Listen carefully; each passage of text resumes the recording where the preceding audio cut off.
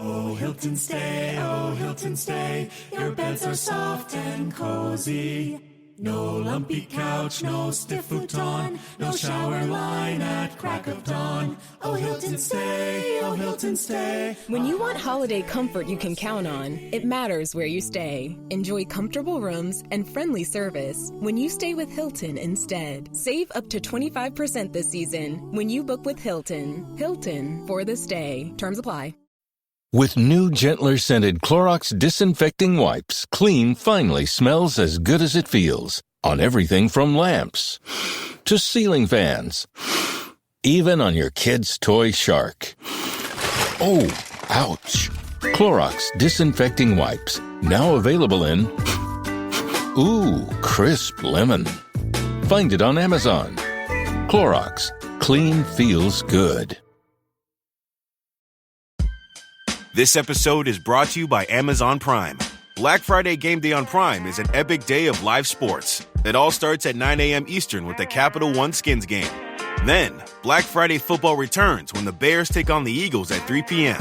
And it culminates with the final night of Emirates NBA Cup Group play with Bucks Knicks at 7 p.m. and Mavs Lakers at 10 p.m. Black Friday Game Day, only on Prime. In Walmart's Huluville, everyone ready their cart. Amazing Black Friday deals are about to start. Online and in the app, such great deals to explore. Everything you love from tech, toys, and more. The days to save and the ones to remember. It's only the 25th to the 30th of November. Set your alarms. Don't miss out. These deals are epic, without a doubt. The Who's are all ready, but are you?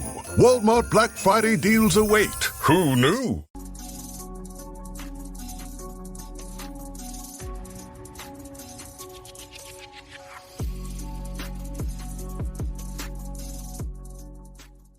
This is the best team the Bears have played since week 2. This is an opportunity to make a statement win, and it's also a measuring stick game for this team. We know what a win says about the Bears. But what would a loss to the Eagles say? In fact, let's say this. Let's say the Bears don't cover the spread. Right now, the Bears are a 7-point dog on the road to the defending Super Bowl champs. What would it say about the Bears if they lose by 8 or more? I don't want to make judgments, especially in a long season, over a one-game sample.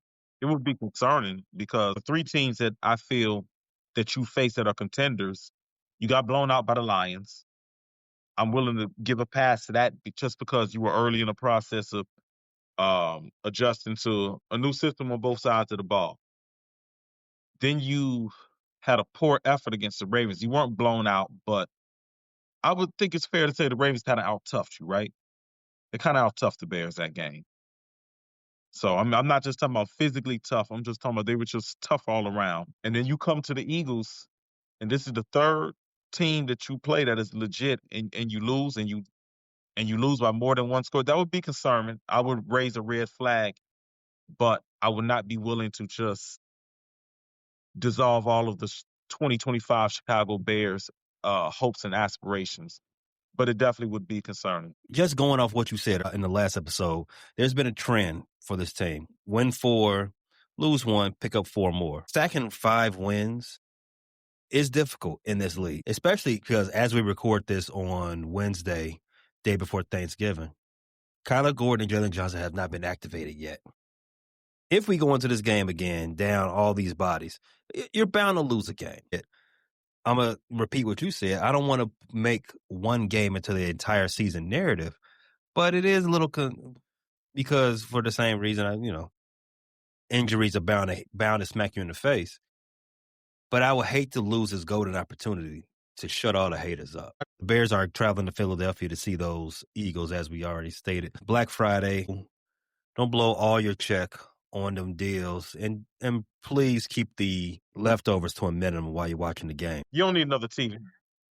You don't need that. You don't need that TV. We don't play the Eagles a lot, but there is one person in this game that Bears fans are pretty familiar with, Mr. Jalen Carter. He was drafted in the same draft as Darnell Wright. With the emergence of Darnell Wright, can we and the rest of Bears Nation, can they now move past polls choosing to not draft Jalen Carter in that draft 2 years ago? I've been very outspoken since the day that it happened when he gave the Eagles Jalen Carter and took Darnell Wright. I've been very outspoken. I've been a critic. However, the last 7 games of Darnell Wright, if this is what we're going to get, I have no complaints about him passing on Jalen Carter. Darnell Wright is absolutely a Pro Bowl, borderline all pro right tackle right now. I'm not going to apologize for taking a Pro Bowl all pro tackle either side. So I think those are the most critical position in football. Not exactly the sexy position, but they're critical. You get a franchise quarterback, they are the guys protecting you for the biggest threat to your franchise quarterback. So if we continue to see this Darnell Wright, I'll have no more qualms. You won't hear me complaining about passing on Jalen Carter again. I don't think there's anything I can say behind that. And Jalen Carter's already made an All-Pro, and he's already been a significant piece to a Super Bowl winning team. However, if Darnell Wright does continue to play on the path that he has been playing, and he makes a Pro Bowl, an All-Pro, I'll be fine. A tackle, when you have your franchise quarterback, is much more important than an interior lineman. Definitely. Even though I would have preferred the Bears to get Jalen Carter, and I still do have my issues with passing on Jalen Carter for the reason that they did pass on him. Yes, there were some off-the-field issues with Jalen Carter. He did that shit. This episode is presented by State Farm. Having insurance isn't the same as having State Farm. It's like needing the protection of an offensive guard on the football field, but getting an elementary school crossing guard. Sure, they're both guards, but you can only trust one to keep your quarterback safe when the game is on the line. So don't settle for just any insurance when there's State Farm. Like a good neighbor, State Farm is there.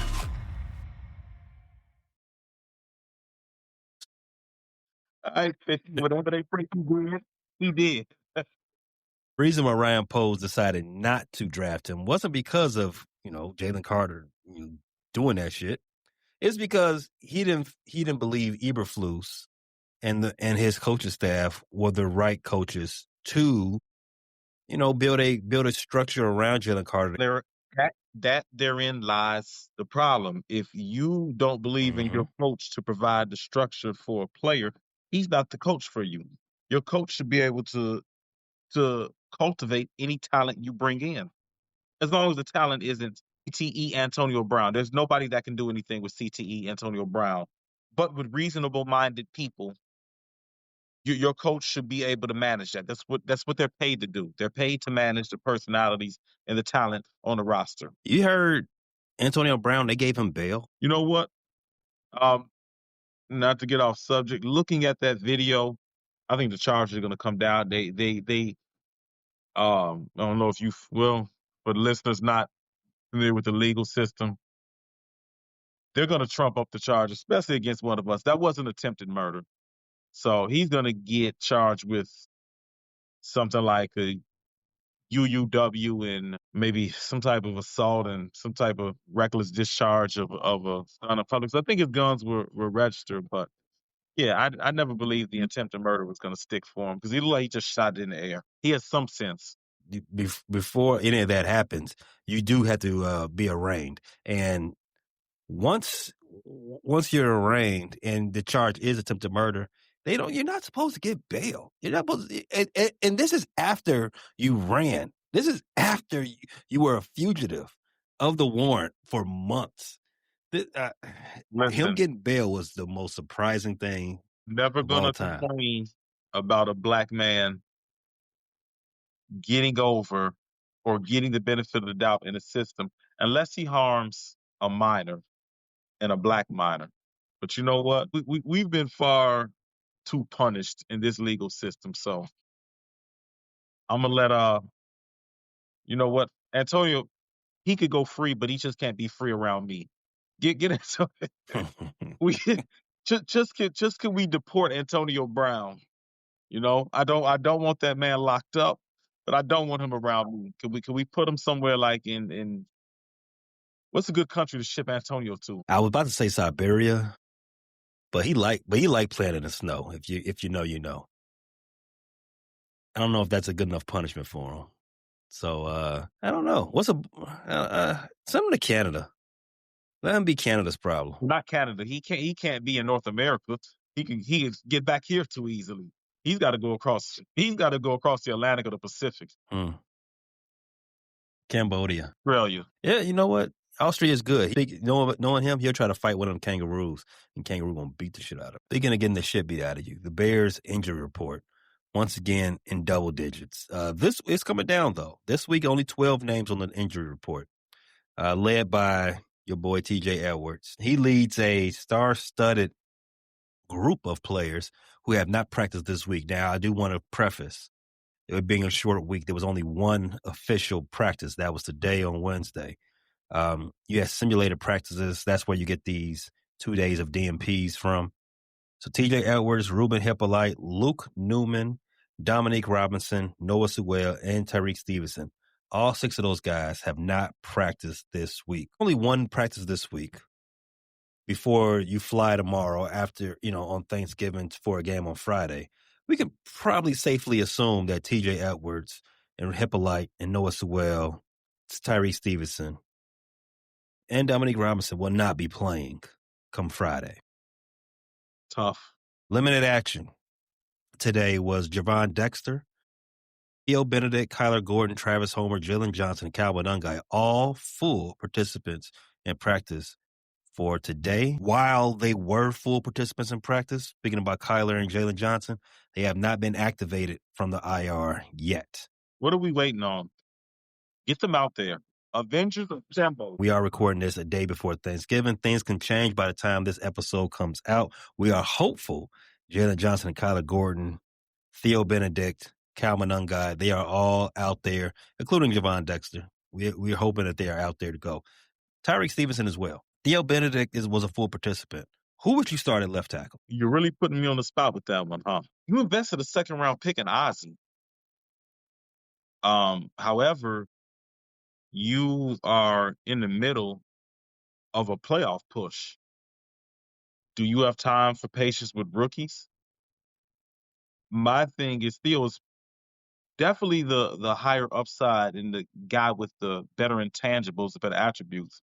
And even though Theo Benedict is a veteran, he's a veteran of not substantially more experience than Trapillo. We're looking at Benedict. How many starts he made this year? 5, 4, 6, somewhere around there? The bye week was week 4. No, it was week 5. So we have 7 starts for Theo Benedict. Okay, so he's had one more training camp than Trapillo, and his training camp was cut short by a season and an injury, so he wasn't even participating. You know what? Theo played well. I would give.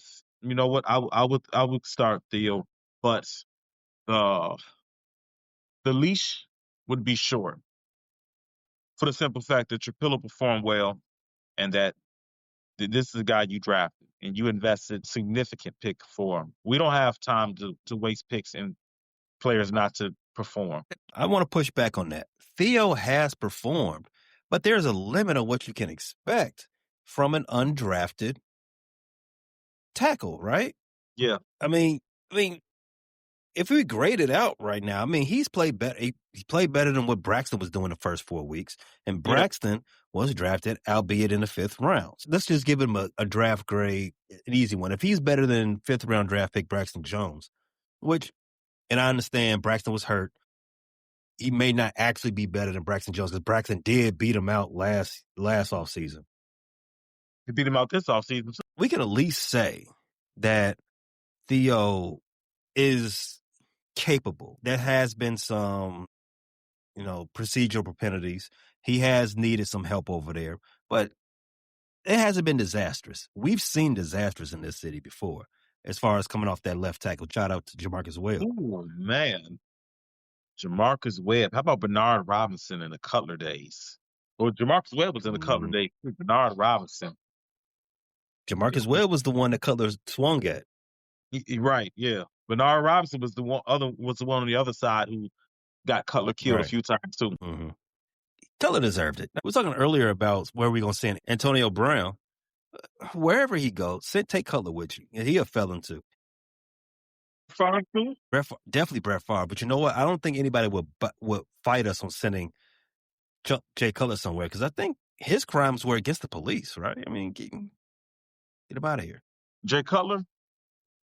He had a gun and was drunk. That's 80% of America, any given night. So just don't get caught.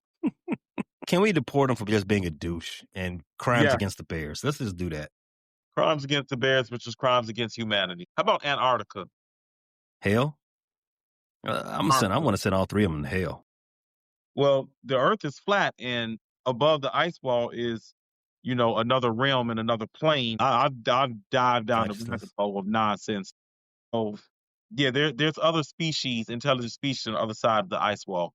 So Cutler can be over there with Antonio Brown. Antonio's from over the ice wall. Maybe that's the problem. He's lashing out and he's having a difficult time adjusting to life on this side of the realm or the firmament. Did I get it right? The firmament?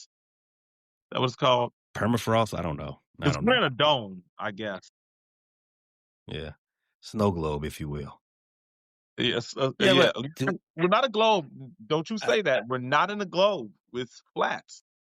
Right. But it's gonna kick off a war if we send Brett Favre and them over there.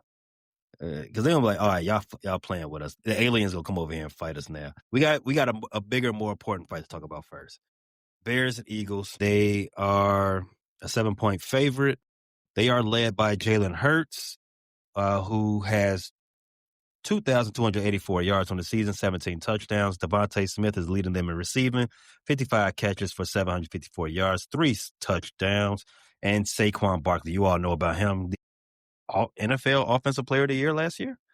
Yep. He has just under 700 yards rushing and 4 touchdowns. The Bears, everybody's favorite, Caleb Williams, 20,568 yards, 16 touchdowns. Rome Odunze, his favorite receiver, 42 catches for 653 yards and 6 scores. DeAndre Swift is leading the backfield with 649 yards and 4 scores. The Chicago Bears lead the all-time series, 30 wins to 17 losses, but Philadelphia has won each of the last 5 matchups. One of those 5 is one that we will never, ever forget. I know which one that is. Are you talking about the January 6, 2019 game in which they won by 1? That was on January 6th? Are you serious? January 6, 2019. That's a terrible day. I'm referring to that one, the double doink. Could we skip January 6th next year? Go straight from the 5th to the 7th? I'm with it. Nothing good happens on January 6th as it is. If we need to skip a day, let's add another day to Black History Month. I ran down the leaders for both teams. Everybody that listens to this show, watches the show, knows about the Bears. And I think football fans in general knows about the Philadelphia Eagles. They have been one of those teams for the last handful of years, if not longer. What are the Eagles' advantages in playing this game against the Bears? They're not advantaging much right now. I would typically say, the running game and the offensive line, but the Eagles' running game is not it's not moving right now. It's not effective right now. Lane Johnson is going to be out again, right? Mm-hmm. So we're looking at an offensive line that's less than full strength. We're looking at a running game that hasn't been effective. Even though Jalen Hurts, one of the top 10 quarterbacks in the league, their offenses lack punch. I would say the only advantage the Eagles have in this game will probably be their passing defense, maybe. But they've had games where they've got exposed down the field. I don't really know if the Eagles have an advantage right now. And I know that's strange to say because the Eagles are, I believe, are a 9-2 team. Both of these teams are 8-3. This might sound strange because they're defending champions and they're 8-3 leading. I don't think there is a necessary an advantage for the Eagles, not the 2025 Eagles, because they've actually been as inconsistent as we have been. It's not a perfect 8-3. If you watch their last game, their passing defense was on full display, getting eviscerated by George Pickens. You're kind of on a good path there. They are 22nd in the league in passing defense. Not too good. They got names, but they've been getting exposed. Football's a tricky sport. You're on top one day, you're on top one season, you come crashing back the next year. But that won't happen to the Bears because the Bears got that motion. I'm gonna tell you this: I think the Eagles have a significant advantage in this area, in an area where we've been yelling at the Bears for weeks. Mostly not us, but Tiffany. They have advantage in the red zone. Mm. The Eagles are incredible, both offensively and defensively, in the red zone. They are ranked first and third, respectively, in red zone percentages. They haven't been in the red zone a lot offensively. I think they've only been in the red zone 27 times, but out of those 27, they've scored 21 touchdowns. That's 77%. Defenses have been in their red zone 33 times. They've only scored 16 times. It's less than 50%. So while we talk about they can possibly be exposed through the air, you got to punch it in. At some point, you got to punch it in when you get close. They say you're going to have to kick that. And we already know we have nightmares about having to kick field goals against the Philadelphia Eagles. Kairos, don't tweak. Kairos, have them little golden toes together. The last thing I need to see is I might crash out. There might be some PTSD if I see a football go off the goalpost. I'm going to be right there with you because I ain't got time for that. I ain't got time for that nonsense. Let's talk about Bears' advantages. And I'm going to harp on something you said earlier. So the Philadelphia Eagles injury report has 10 names, led by Saquon Barkley. He was limited in practice. They have Reed Blankenship, who is one of their top defensive backs. He's limited as well. Landon Dickerson, Xavier Gibson, Brandon Graham, Miles Hinton, Willie Lampkin, Andrew Mabaka, and Devontae Smith. Devontae, Andrew, and Xavier have not practiced all week. Devontae being their leading receiver, if you remember that. But the name I did not mention that has not practiced is where I'm going to say the Bears have the advantage. Lane Johnson. He's out. He's supposed to miss 4 games with I believe, a foot fracture or plantar fasciitis. I'm not going to try to pronounce the word. Fasciitis. Fasciitis. Yeah. See, shout out to Jewel Santana. I can't read right now. No one should have to choose between their own safety and their pets. But nearly half of domestic abuse survivors delay leaving because they can't bring their pets with them. Purina is helping to create more pet-friendly domestic violence shelters through the Purple Leash Project, so survivors and their pets can escape and heal together. Visit Purina.com/purple to learn more. Introducing Oakley Meta Vanguard, the new performance AI glasses designed for athletes. With hands-free capture on an action-ready ultra-wide camera, powerful open-ear speakers, and built-in Meta AI that syncs with your Garmin devices for real-time insights while you train. Take your performance to the next level with Oakley Meta Vanguard. Athletic intelligence is here. Learn more on meta.com. This episode is brought to you by LinkedIn. Psst, healthcare pros, word's out, and it's too good to keep quiet. Look, LinkedIn is revolutionizing job hunting, making it possible to search by specialty, shift preference, and salary. Endless scrolling is out. Whether it's a mental health therapist or dental hygienist, finding the perfect role is faster and easier than ever. Head to linkedin.com/healthcare and start your search today. Hey, this is Bill Simmons from the Bill Simmons Podcast, here to tell you that Michelob Ultra, the official beer partner of the NBA, is bringing NBA fans closer than ever this season with chances to win great prizes, including courtside tickets. Enter now at MichelobUltra.com/courtside. Michelob Ultra courtside 25 to 26. No purchase necessary. Open to U.S. residents 21 plus. Begins on October 1st, 2025 and ends on June 30th, 2026. Multiple entry periods. See official rules at MichelobUltra.com/courtside for free entry deadlines, prizes, and details. You don't need to learn to read. According to him, no, you don't. According to him, as long as I know that money, I'm good. Don't worry about reading a contract. Just know the money. That's it. I got you, bro. Don't worry. Lane Johnson is out with the foot issue. So Q, not only are the Eagles 12-21 during his career when he does not play, including that loss last week against the Dallas Cowboys, he is also 5-0 in his career against the Bears. I said in a episode a couple of weeks back that I think he's their best offensive player, and you like a casual, you said Saquon. We can agree to disagree. Wow. Did you just But call him casual? The disrespect. The I be footballing on a higher level sometimes. Wow. I said the tackle's the best player. But like I said, we can agree to disagree. But last game, Q, you pointed this out. The last week when they lost to Dallas Cowboys, that was the first game without Lane Johnson this season. Saquon had his worst game as a rusher last week. 10 carries for 22 yards. Q, that's where the Bears can win this game. Yeah. Do we still trust the Bears defense though? No Lane Johnson, no Dickerson. An angry Saquon. Are we trusting the Bears? You gotta understand that the Eagles are probably going to come out and do their best to establish a run. Are you trusting the Bears? He's still Saquon. You did say that the Bears, they've been trending up better. If we don't have any linebackers, we're going to ask for DeMarco Jackson and the rest of them to run it back again and have another fantastic game, stopping the run. Like the Bears' chances. Because do you think the Cowboys are good at stopping the run? No. They did. No, but they did it, though. No. They've been stopping the run since they've acquired Quentin Williams, though. The run defense has been very upgraded when they got that guy in the middle. I understand casuals don't understand how good of a zero technique Quentin Williams is.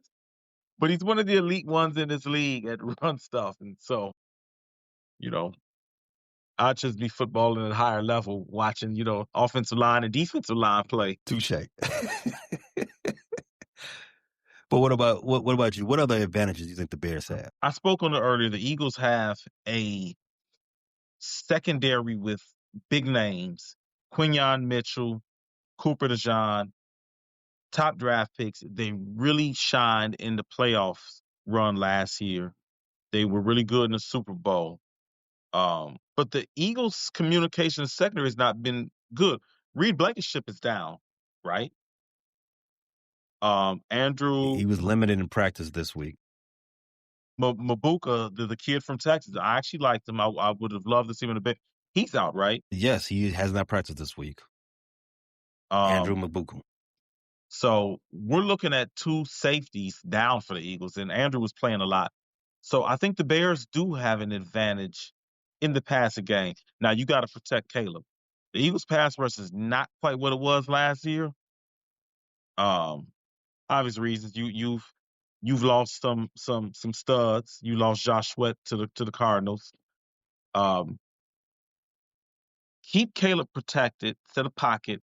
I want to see if the Eagles secondary can continue to struggle, not live up to their names. I want to see what they're going to do down two safeties, what their communication looks like. DJ's coming off a big game. Colson is starting to emerge. I want to test them down the seams. Zach Braun, a guy who he was an All-Pro last year. He's a converted edge rusher. If there's one weakness in his game, it's a little bit in pass coverage. He wants to get downhill. He wants to fill gaps. He wants to stop the run. That's where his strength is. I want to test the middle of that Eagles defense. I want to test those safeties. I want to test those linebackers. But I want to get Braun isolated in coverage with Loveland or with one of our receivers. That's where I want to test him. That's where I think the Bears can find their advantage in those matchups. So if you ask me what the Bears' advantages are, I'm going to say matchups. I like the way this episode's going so far. Let's talk about the Bears' offense versus the Philadelphia Eagles' defense. Bears' rushing attack is still ranked second in the league, and the Philadelphia Eagles, their rushing defense is ranked 21st. They are allowing 110 yards per game. The Bears are averaging 142 yards per game running the ball. Last week, it was a similar dichotomy between the Bears' rushing offense and the Pittsburgh Steelers' rushing defense. It didn't work out too well as far as us being able to run the ball on them. I kind of think it was by design because if you remember in the second half, they threw the ball like almost 20 straight plays. I don't want to think that the rushing game got stymied or anything like that. I just think that maybe it was game planned out by the Bears themselves. I think the general strategy for this game, even though you said you think the Eagles can be got through the air, and George Pickens definitely got them through the air a lot last week. I think the game plan for the Bears still has to be run first, pass second. Do you agree or disagree with that? Going on the road, yeah. Playing a Super Bowl champion, I would agree that the best way to neutralize Philly would be by the run. The run game is the quarterback's best friend, and I think that can only do wonders for Caleb's confidence and efficiency. So yeah, if the Eagles are coming in 22nd ranked against the run, I want to test that first and foremost. My thing is this: you got a very aggressive front four for Philadelphia, right? This is the week we need that play action to be play action-y. We got to, run, one pass, run, pass, run. Action. You got to set these guys up. You got to keep them off balance. You can't let them think they know what's coming, because that's the type of experience a Super Bowl winning team has. They see the game at another level. We gotta lean on Ben Johnson, be able to out scheme. Vic Fangio, Chicago. Yeah, Vic Fangio. Yeah, we gotta force Vic Fangio to do something that he doesn't like to do. We gotta force him to blitz. We gotta make sure that their front four cannot get home, cannot put their thumb in this game. Vic Fangio, you're gonna have to send extra pressure. You said the Bears have an advantage in matchups. We got to make sure we get Rome in one-on-ones. We got to make sure we got DJ in one-on-ones.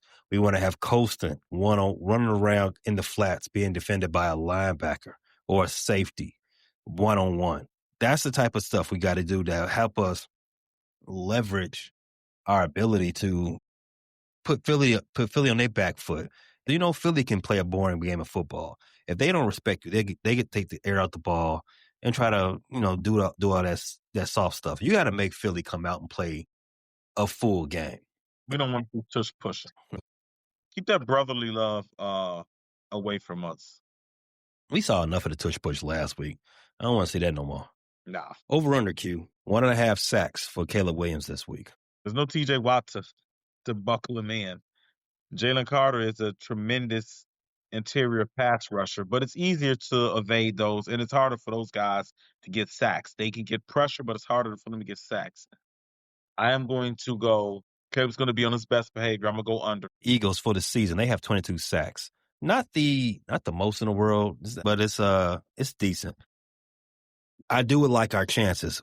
Caleb Williams being able to evade pressure. If the interior line is the key, is the secret sauce for the Philadelphia Eagles. Interior alignment, they push the pocket up so you can't step up in the pocket, and you gives the edges, your defensive ends, the opportunity to come over the top. And I like our advantage. If Theo comes back and plays, if Darnell Wright plays up to his potential once again, I like our advantages to be able to force the interior line to have to make the play on Caleb Williams. And if that's the case, I like Caleb Williams in that battle to be able to evade and keep the play alive and make some things happen downfield. Now, can he complete the pass downfield? Story for another day.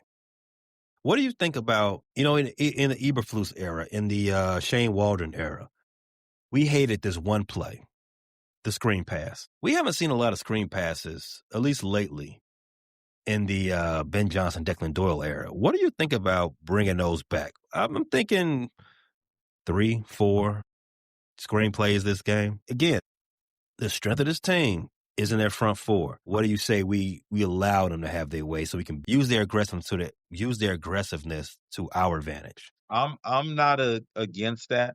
Philly, their corners are good tacklers, and they're athletic and nimble. But let's get DJ in space. Let's get Luther in space. And like you said, one of the ways to alleviate or neutralize an aggressive pass rush is screen plays. Get get things going horizontal. Get their eyes in different places. Get them to not make that first step off the field initially. So I'm with that. I want to see DJ and Luther in space.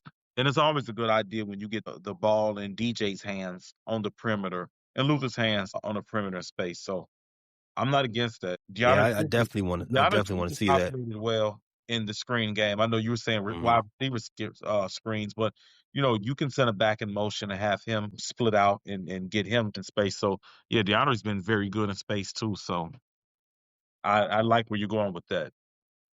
Have you text Ben Johnson about game plan install for Friday? They need to. I think you can attack this defense in multiple ways. There's a screen opportunity. They're not that good in stopping the run. You saw last week their ability to get hit through the slot. Adoree Jackson and Fred Blankenship, they might be hobbled and may not even play. The opportunity is there for Colston to have a big game. Luther Burden have a big game. DeAndre Swift have a big game.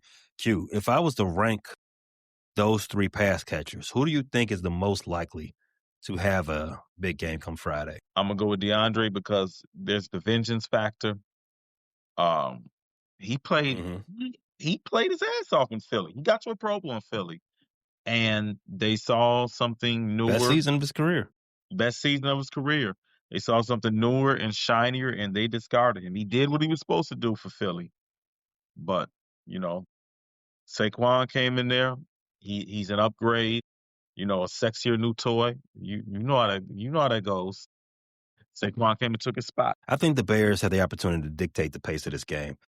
The Eagles are used to dictating the pace of any game they play in because they have Saquon Barkley. They have an overpowering offensive line, but no Lane Johnson this time. And they have steady Jalen Hurts. I say steady because he's not overwhelming. How much are we going to glaze Lane Johnson today? I'm giving respect. I'm not glazing. There's respect. He's a Hall of Famer, Q. Come on, have some respect for a Hall of Famer. You like those two guys on the Bulls show. They was disrespecting Chris Paul in the last episode. Hall of Famer. Come on. Not Zeke and Rick. I don't know what it is with you Bulls fans. Not Zeke and Rick. I need to have a word with Zeke and Rick. I haven't slid through at all this season. I need to make my season debut. Shout out Chris Paul with season debuts and rest days. Come off the bench and slide on them. Shout out Rick and Zeke. Shout out Bulls fans. Shout out C Red. We're all seeing red because we're frustrated Chicago sports fans. We all see red. But I do think the opportunity is there for the Bears to control the pace of this game. Something the Eagles are not used to. They're used to forcing people to play their way.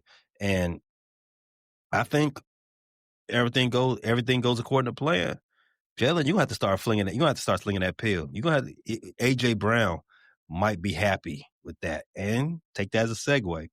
Let's talk about the Philadelphia offense versus the Bears defense. Q, what's the number one thing that scares you about their offense? Might be a surprise. Devontae Smith's ability to go deep against a depleted Bears secondary. You know what? If Jalen Johnson is there, I feel more comfortable in us matching up against Devontae Smith. Kyler Gordon is there, I feel more comfortable. If we're down Tyreek, Kyler, Jalen Johnson, that is my concern right there with Devontae Smith being able to get downfield with those back-breaking long plays, some explosive plays. That is going to be my concern. Saquon is obviously – is Saquon a Hall of Famer? Are you giving him that gold jacket? Not yet. Not yet. Okay. So I can still disrespect him if I want to. Disrespect anything in green and yellow. I don't care if they are Hall of Famers. When the Packers come, I don't care. Disrespect all of them.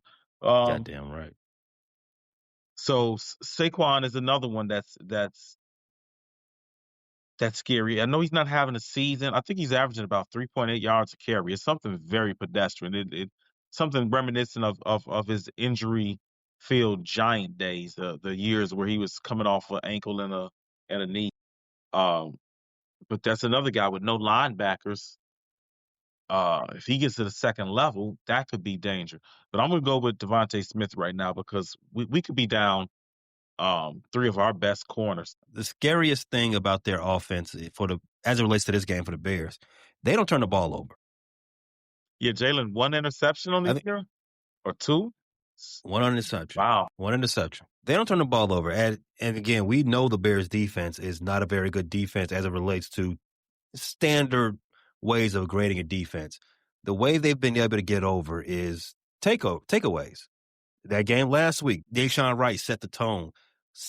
A tremendous interception he That might be had. the interception of the year. That might be. Yeah, it could be.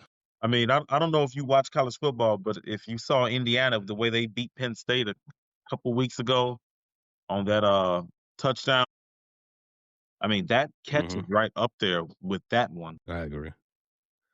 With that said, we are definitely going to need Kyler and Jalen Johnson come back, because if we have to depend on them to give us the ball for an extra possession, I don't know how confident I am in that happening. I think if the Bears, let's just say the Bears don't set the tempo, the Bears don't get a takeaway in this game, the Bears will be meat. The Bears will be bird lunch if that's the case. They have to play mistake-free football.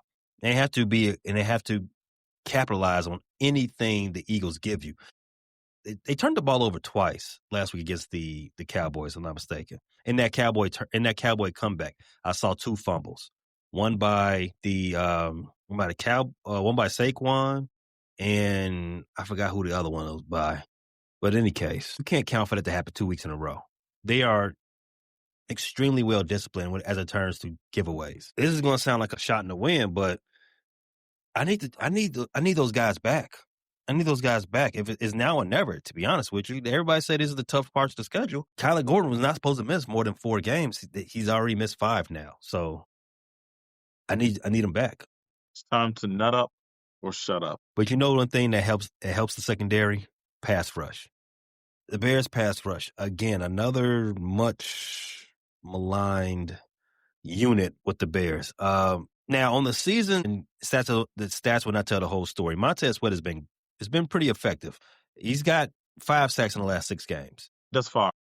We got Deo out. We got Dominique Robinson's out. We got to lean on Montez and Grady a lot in this game, because I don't want to say you can rattle Jalen Hurts, but that is your best weapon when you're playing an elite-ish quarterback. You got to be able to, if you don't want to be exposed down the field, you got to move him off his spot. You got to make him think about checking down. I don't think it's crazy to say, when you say, I get what you were saying, and I just want to go back to it. When you say rattle Hurt, I get what you're saying, where he's a guy that's proven, he's been to 2 Super Bowls, he's playoff tested, he's been through the wars. So I know you don't want to say the word rattle. However, you get pressure on Jalen Hurts and you take away the deep ball, you limit effectiveness a lot. Jalen Hurts, I know you followed him, but he came into the league initially, not great accuracy. And even now, even though he's built himself up to, like you said, elitish, I don't want to put Hurts in the elite quarterback category. That's not where I want to put him. But he's near there. The optics of it aren't exactly pretty. And the accuracy is something that accuracy is something that I still feel like he battles. If you can get pressure on him. And the other thing with getting pressure on him, this is another guy where you got to be disciplined in your passing lanes. Don't break down and take bad angles and get caught up in the middle of the line and allow him a rush lane to the outside. You got to be very disciplined in that. Yeah, so this is my concern with the Bears. We've seen these quarterbacks, these dual threat quarterbacks, really gash the Bears this year. J.J. McCarthy, game 1, I believe it was 2 rushing touchdowns, right, in the 4th quarter? Mm-hmm. Yep. Broke our back. Fast forward to Snoop Huntley. Really hurt us with a couple runs. And he didn't even run a lot, but it was a couple runs that pretty much took us out the game. Jackson Dart, we had our hands full with him running. So we've seen this thing. The Bears have to be very disciplined in their rush lanes against Jalen Hurts. Jalen Hurts, we didn't get to face Lamar. This probably is the best running quarterback we'll face this season. I'm gonna keep saying it. I think the issue when the Bears let Snoop Huntley go crazy is because they didn't prepare to place Snoop Huntley. They prepared to face Lamar. Even though they play similar, they're not similar. They do a lot of things differently, especially as it relates to scrambling, get your yard yourself. Jalen Hurts, different beast, but same animal. Yeah, I do think the Bears are vulnerable in that aspect because we're down every linebacker. We're vulnerable in that area too, because Dennis Allen really likes man coverage. So when you get these mobile quarterbacks and you're locked in man and you're turning your back to the quarterback a lot.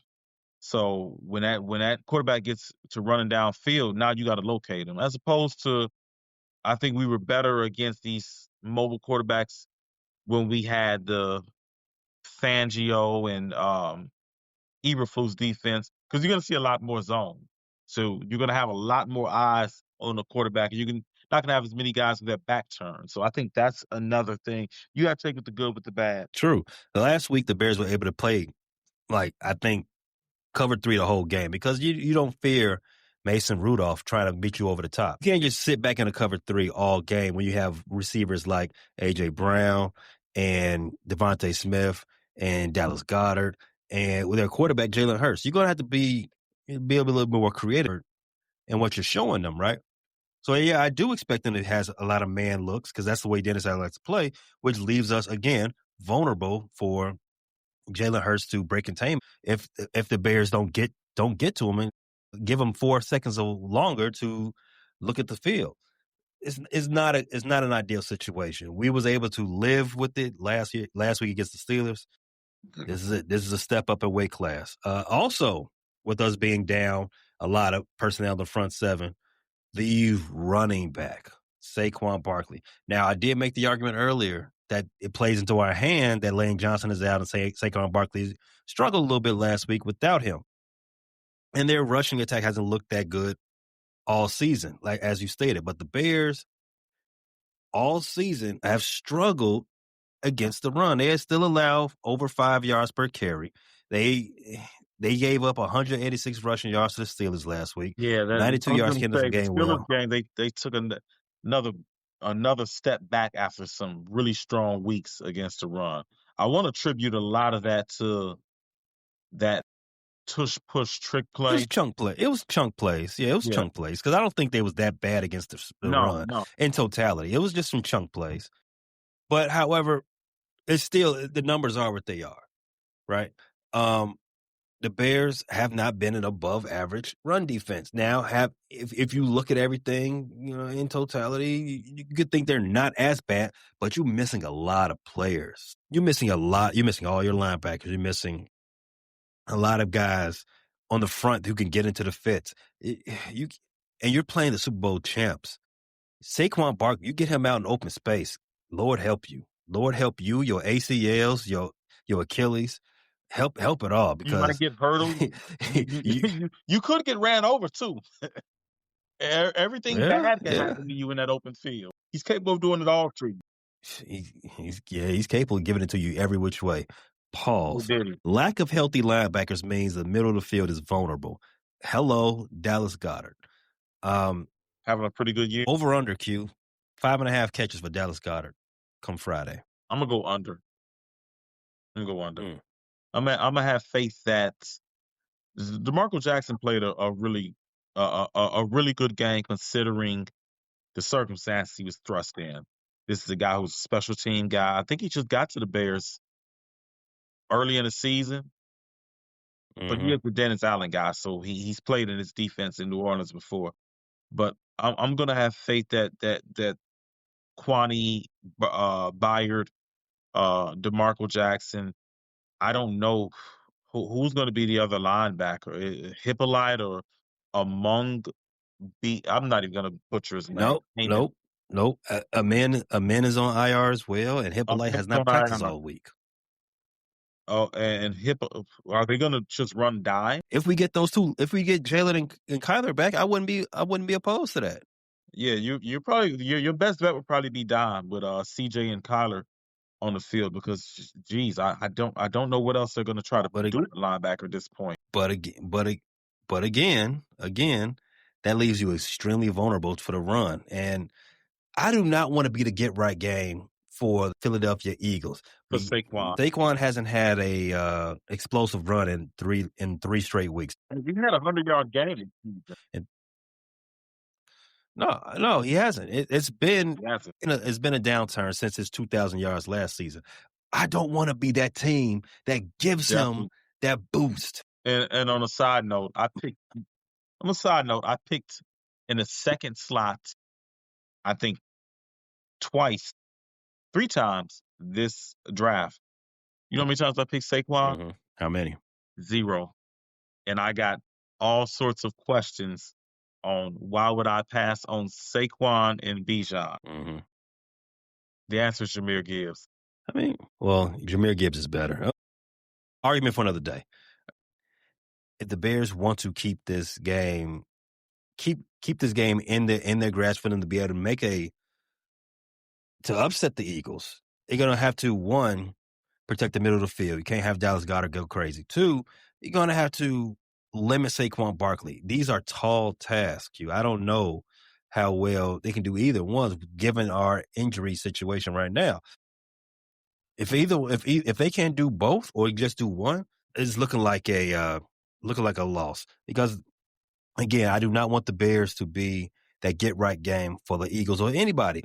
The Eagles haven't scored 22 or more points 3 straight weeks. I already said Saquon hasn't had an explosive run 3 straight games as well. And the Eagles offense, they've scored under 21 in 5 of the last 7 games. They are due for a breakout. But let's push that breakout one more week. Let's talk about our predictions for the game. You go first. How do you think this game plays out, Q? I think you're going to have a Bears team that comes out inspired. They hear the chatter about they haven't beat anybody good, and I don't know if people consider the Steelers good. They consider them respectable, but you beat a Steelers team without Aaron Rodgers. So that's going to be kind of an asterisk that people hold over your head. The Vikings are not what some people thought they were, although I didn't think the Vikings would be this good this year. I felt like that was a little bit too much instability at quarterback. You're relying on a guy who's essentially a first-year quarterback to fill the shoes of highly productive quarterbacks that were his predecessors in Sam Darnold and Kirk Cousins. That being said, I do unfortunately think that the Eagles will hold the fort down at home, like a lot of good teams do at this time of year, especially playoff teams. I got the Bears losing this one, a close fight, but I got the Eagles 24, Bears 23. 24-23, huh? So the Bears covered at 7. Yeah. Chicago's better than Philly in a lot of different ways. A lot of Philadelphians, they go over the water, they go to Atlantic City for the casino. Chicago goes to Indiana. They go right to Hammond to the Horseshoe. Chicago does better drill music. I don't know if you're a drill fan. I don't know if you should be a drill fan. The Chicago artists do it better. And even on the collabs, Chicago artists are better. Chicago has better landmarks. The Liberty Bell, cool and all, but give me the bang. A cracked bell, I'm overrated. Sorry. Cracked bell is overrated. The only thing we crack in Chicago is you know what? Let me not even say it. Our sports heroes, real and fake, are better in Chicago. Give me Jordan, Walter Payton. Get out of here, Reggie White, Randall Cunningham. You cool, but get on out of here. JoJo Embiid, get out of here. Dr. J's cool, but Michael Jordan better.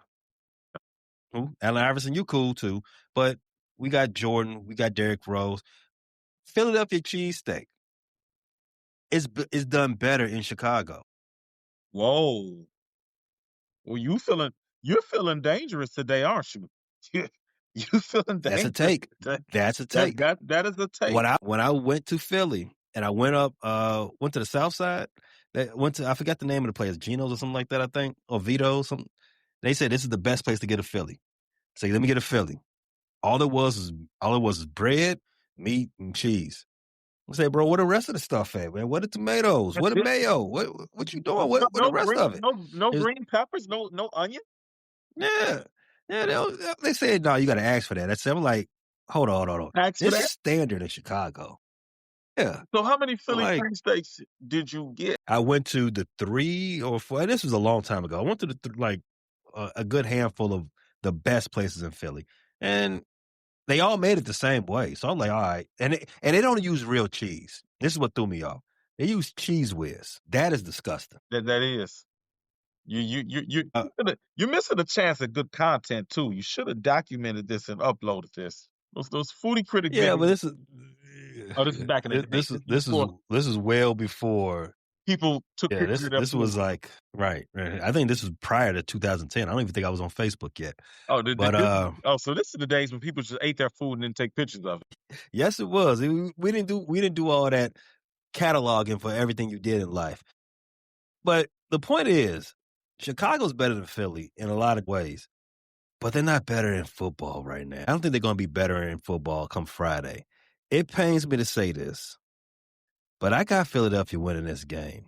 I don't have Philadelphia covering at 7, though. I'm going to keep it slight. I'm taking Bears plus 7. I don't have the Bears winning outright. I got Philadelphia in a boring game on Friday, 23-17. You know they're gonna make us both look wrong, right? And that's fine with me. They're gonna Hey, man. Hey. They're gonna embarrass us, and I don't mind this time. Make us look bad. They've embarrassed me quite often before. I would not mind it this time. Bear down. Bear down. Thanks for listening to this latest episode from the Frustrated Chicago Sports Fan Channel. Don't matter if you listen to this on Apple Podcasts or Spotify or watch it on Twitch or YouTube. Make sure you like, subscribe, share with a friend, hit the notification bell so you never miss a drop. And to all the guys from Chicago, we say 3 things. Bear down, go Cubs go, and sell the team, Jerry.